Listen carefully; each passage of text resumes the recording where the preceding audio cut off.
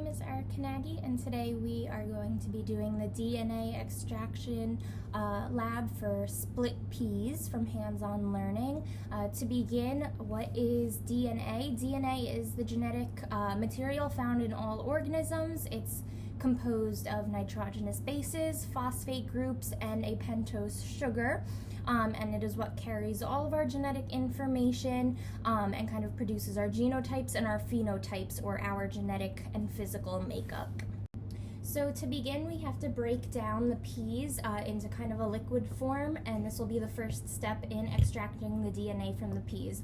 In order to do that, we're going to add 1 cup of water, 2 salt packets, and all of our split peas to our blender.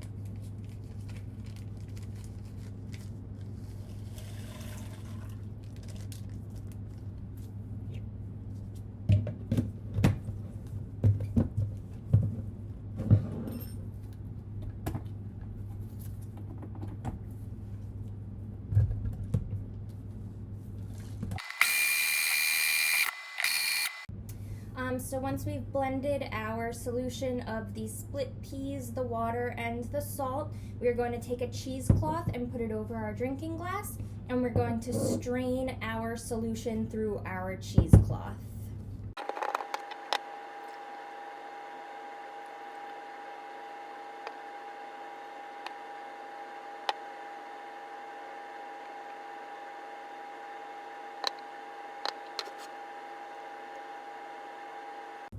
So once we have our solution that has been strained and we've thrown our cheesecloth and our solids away, we are going to add an entire dropper of our dish detergent to our solution, and then we're going to stir it with our glass stirring rod.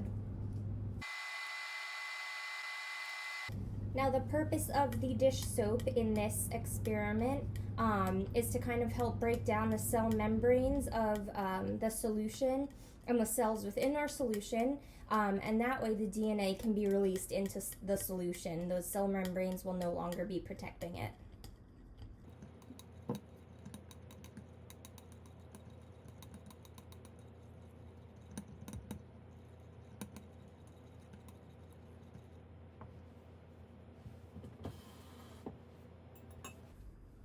And once we're done stirring, we rinse off our glass stirring rod, and we are going to put this in our fridge for about 10 minutes to incubate. So after about 10 minutes of letting our solution of the soap and the pea DNA and water and salt and all of that stuff sit in the fridge, we're going to transfer it to our test tube, and we're going to fill our test tube about 1/3 of the way. It might be a little more than 1/3, but we'll leave it right at that. And I'm just going to use my my beaker here to hold up our test tube. All right, so we've transferred about 1/3 of our solution into this test tube. Now we're going to add our papain powder, which is like a meat tenderizer. And the purpose of this powder is to use proteases to break down the peptide bonds in our DNA and make our DNA kind of easier to get to and easier to visualize. So we'll put about half of this powder into our test tube, and then we will stir it.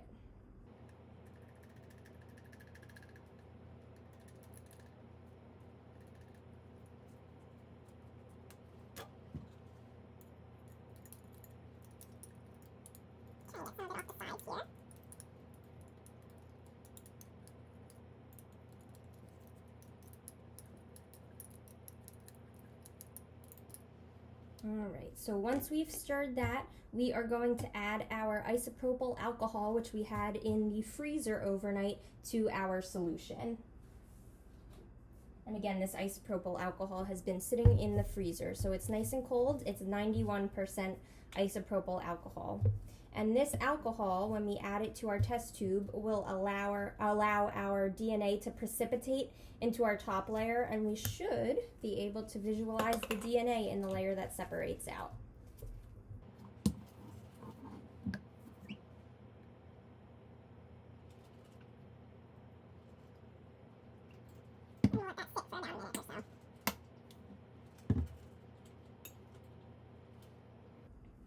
And as you watch it, you can see some kind of white filamentous substance, I guess you can say, start to form in our test tube. So all up in this top layer, you can see all of that white substance forming, that stringy-like tissue substance. That's our DNA.